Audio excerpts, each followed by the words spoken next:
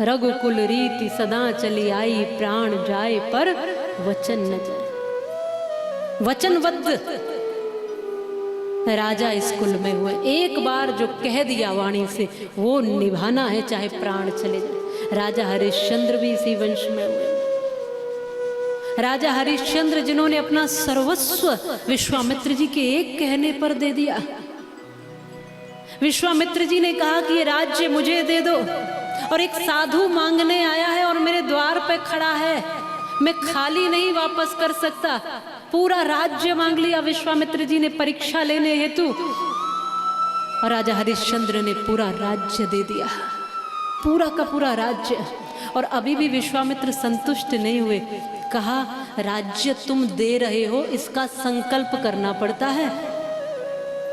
आप कोई वस्तु दान करते हो तब पंडित जी आपसे संकल्प करवाते हैं ना, कि आप संकल्प करिए कि यह वस्तु आप दान दे रहे हैं। संकल्प का मतलब अब ये बात पक्की हो गई कि अब आप यह दान करोगे ही करोगे। तो विश्वामित्र जी ने कहा कि अभी तो तुमने बस ऐसे ही तो कहा है कि मैं दान दे रहा हूं, ले लीजिए। तुम कभी पलट भी तो सकते हो अपनी बात से, इसलिए संकल्प करो। और संकल्प भी खाली हाथ होता नहीं है। अब खजाना तो सारा मेरा हो गया, राज्य पाठ सब मेरा हो गया, खाली हाथ संकल्प होता नहीं है। उस संकल्प पर भी कई बार सोना मांग लिया, कई बार सोना मांग लिया उस संकल्प पर। अब कुछ पास है नहीं राजा हरिश्चंद्र के, और संकल्प करते हुए सोना मांग लिया विश्वामित्र जी ने। विश्वामित्र जी ने कहा कि यदि तुम यह संकल्प पूरा न कर सको, कोई बात नहीं, तुम अपनी बात से पीछे हट सकते हो, अभी भी कुछ बिगड़ा नहीं। कहां से दोगे इतना सोना?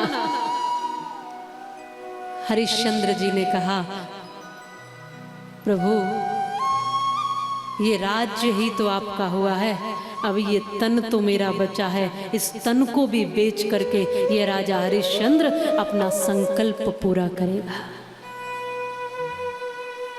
मैं आपको यह बताना चाह रही हूं कि राम आते तो हैं, पर राम किस स्थान पर आते हैं, किस जगह प्रकट होते हैं। अयोध्या में कैसे कैसे, सूर्यवंश में कैसे कैसे राजा महाराजा हुए, वहाँ राम आए हैं।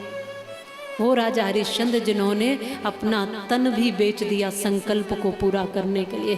पत्नी स्वयं और अपने बालक को काशी के चौराहे पर बेचने के लिए खड़े, और ब्राह्मण के यहाँ पर बालक और पत्नी को भोजन बनाने के लिए सेविका बनाकर भेज दिया, और अपने आप को चांडाल के हाथ बेच दिया और शमशान के पहरेदार कहलाए।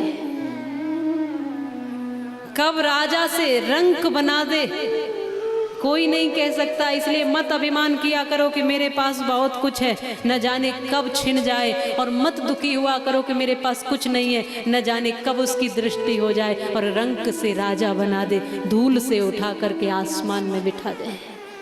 वो उसकी मर्जी है। राजा हरिश्चंद्र शमशान के पहरेदार बने। जो भी शव आता उस शव से टैक्स लेते, कर लेते और उसका अंतिम संस्कार करते। वो महाराज कौन से काम में लगे हैं, दास बने चांडाल के। और वो जिसके एक बोलने पर सैकड़ों दासियां खड़ी हो जाएं, वो महारानी आज भोजन बना रही है किसी दूसरे की रसोई में, सेविका बनकर के। बालक, वो राजकुमार जो पैर कदम जमीन पर रखता था, उससे पहले उसके दास आ जाया करते थे, आज वो सेवा कर रहा है। इसलिए सदैव दिन कभी किसी के एक जैसे नहीं रहते। तो हमेशा न दुख रहते हैं न सुख रहते हैं। संयोग भी कुछ ऐसा बना, इस बालक को, ये भी विश्वामित्र जी की परीक्षा चल रही थी। बालक रोहित को सांप ने डस लिया फूल तोड़ते समय बगीचे में। और जब राजा हरिश्चंद्र की पत्नी तारा को पता चला, रुदन करती हुई, वो बिलखती हुई अपने पुत्र के पास पहुंची तब तक उसके प्राण जा चुके थे।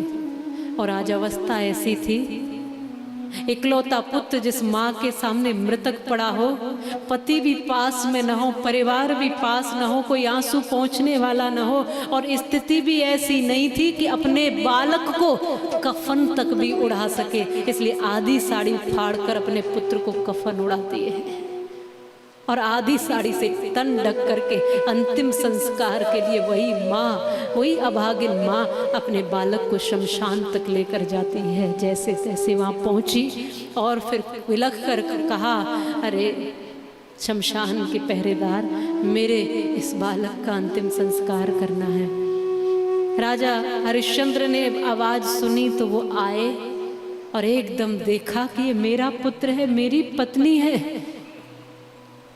हृदय तो द्रवित हुआ, कितना दुखी हुए होंगे आज राजा हरिश्चंद्र, लेकिन अपने दुख को, आंसुओं को छुपा करके अपनी ही पत्नी से कर मांगते हैं। कहते हैं, देवी आपके पुत्र को अंतिम संस्कार करने के लिए कुछ टैक्स देना पड़ेगा, कर देना पड़ेगा पुत्र के लिए। बिलखते हुए तारा ने कहा, आप तो मेरे पति हैं और मेरे पति ही नहीं, इसके पिता भी हैं। आपका कोई कर्तव्य नहीं बनता, आप मुझसे कर मांग रहे हैं।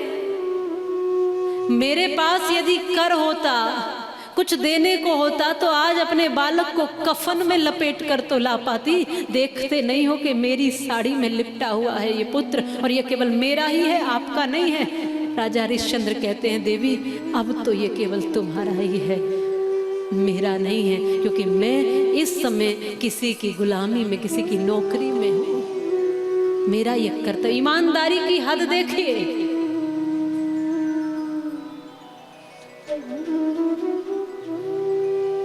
ये कथाएं सीख हैं उन लोगों के लिए जो बिना मेहनत परिश्रम किए, जो लाखों लाखों रुपए रिश्वत लेकर चुपचाप तिजोरी में रख लेते हैं। ये सीख है उनके लिए कि उस अवस्था में भी वो अपना कर्तव्य नहीं भूल रहे हैं। मैं यहाँ जब दूसरे किसी का शव आता है तो मैं उससे भी कर लेता हूँ, यह अन्याय होगा, मैं अपना पुत्र कहकर इसको अंतिम संस्कार कर दूँ। आज वो अभागिन माँ अपने पुत्र के अंतिम संस्कार के लिए भी सक्षम नहीं है। कहा, ये आधी साड़ी बची है पतिदेव, उसको भी कर के रूप में दे करके अपने तन को छुपाने के लिए झाड़ियों में छुप गई। कहा, इसका अंतिम संस्कार कर देना, इसकी आत्मा को शांति तो मिल जाएगी। यहाँ तक भी विश्वामित्र जी को चैन नहीं मिला। उनकी और परीक्षा बढ़ी कि उन्होंने सारे गांव में यह कह दिया कि देखो, कोई चांडालिनी आई है जो बालकों को मार देती है, और इधर गई है। वो जैसे जैसे इधर पूरे गांव के लोगों को लेकर के आए, वहां देखा तो मृत बालक पड़ा है। कहा, ये उसी का काम हो सकता है। कहा, झाड़ियों में ही छुपी है, वो यहीं कहीं आसपास ही है। राजा हरिश्चंद्र के ही हाथ में तलवार थमा दी कि उस चांडालिनी को समाप्त करो। आज परीक्षा की हद पार हो गई। राजा हरिश्चंद्र ने कहा, प्रभु इतनी परीक्षा न लो, मैं जानता हूँ मेरी पत्नी है वो और निर्दोष है, ये मेरा पुत्र है, लेकिन आज मैं अभागा हूँ कि मेरी पत्नी को मैं पत्नी नहीं कह सकता और पुत्र को पुत्र नहीं कह सकता। हाथ में तलवार भी उनके थमा दी कि मारो। राजा हरिश्चंद्र ने उस समय एक चिता नहीं, वो 3 चिता तैयार करने लगे। प्रभु अब मुझसे परीक्षा और सहन नहीं होती, अपनी ही पत्नी को और निर्दोष पत्नी को नहीं मार सकता, और अपना पुत्र तो रहा नहीं, पत्नी को भी मार कर मैं जी नहीं सकता। इससे तो पहले ही उसके साथ ही आहूत हो जाता हूँ। जो ही चिता तैयार करके आगे बढ़ने लगे, विश्वामित्र जी ने रोक लिया और कहा, अब तुम्हारी परीक्षा पूर्ण हुई है, और पुत्र को जीवित कर दिया। कहा, यह सब मेरी ही एक परीक्षा थी। ऐसे ऐसे महान लोगों पर भी इतने इतने कष्ट आए हैं, और हम थोड़े थोड़े कष्टों में विचलित हो जाते। कांटा चुभ गया, उसी के लिए शिकायत करने लग जाते हैं। ये कथाएं हमें सिखाती हैं कि जीवन में धैर्य रखना कितना जरूरी होता है।